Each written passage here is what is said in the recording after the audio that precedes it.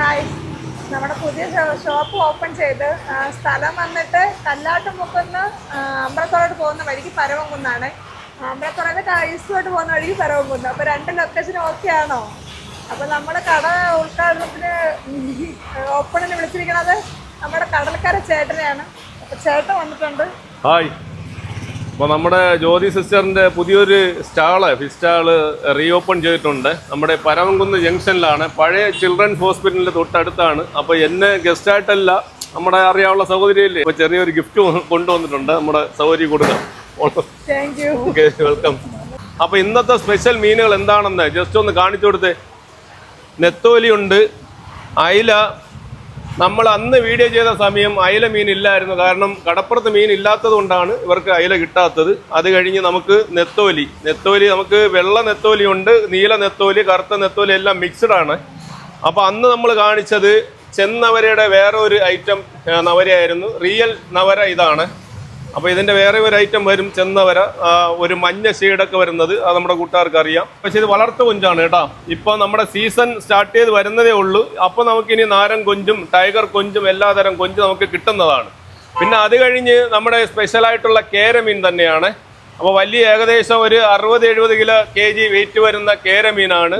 അതിൻ്റെ തല, അതിൻ്റെ പീസും കാര്യങ്ങളൊക്കെ കട്ട് ചെയ്ത് വെച്ചിട്ടുണ്ട്. ആവശ്യക്കാർ വാങ്ങിച്ചുകൊണ്ട് പോയിട്ടുണ്ട്. അപ്പം വരിക, തീർച്ചയായിട്ടും ഫ്രഷ് മീൻ നമ്മുടെ സഹോദരി തരും അല്ലേ?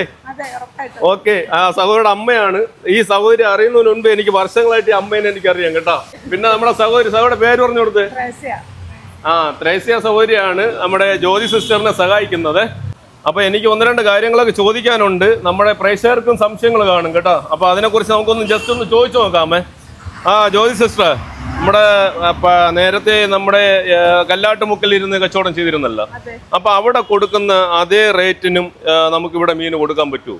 കടപ്പുറത്തിന്റെ വില അനുസരിച്ച് ചേട്ടാ, കടപ്പുറത്ത് നമുക്ക് കിട്ടുന്നതനുസരിച്ച് ചെറിയൊരു ഡിസ്കൗണ്ടിൽ അങ്ങ് ചെയ്യും, കൊടുക്കാൻ പറ്റും.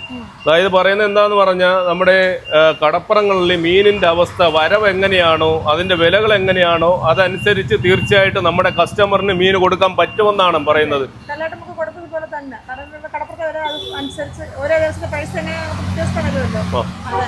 അതനുസരിച്ച് കൊടുക്കുമെന്നാണ് പറയുന്നത്. അപ്പൊ നമുക്കൊരു ഫിക്സഡ് ആയിട്ടുള്ള ഒരു റേറ്റ് ഒന്നും പറയാൻ പറ്റത്തില്ല കേട്ടോ. അതാണ് തീർച്ചയായിട്ടും മീനിന്റെ ഒരു വിശേഷം എന്താന്ന് പറഞ്ഞു കഴിഞ്ഞാൽ തീർച്ചയായിട്ടും അങ്ങനെ തന്നെയാണ്. കാരണം മീനുകൾക്ക് എന്നും വരവ് ഒരുപോലെ ആയിരിക്കത്തില്ല, റേറ്റ് ഒരുപോലെ ആയിരിക്കത്തില്ല. അതുകൊണ്ടാണ് ഒരു ഫിക്സഡ് റേറ്റ് പറയാത്തത്. നമുക്കിപ്പോൾ അരിയും സാധനങ്ങളൊക്കെ വാങ്ങിച്ചു കഴിഞ്ഞാൽ ഒരു ഫിക്സഡ് റേറ്റ് കാണും, പക്ഷെ മീനിന് അങ്ങനെ വരത്തില്ല കേട്ടോ.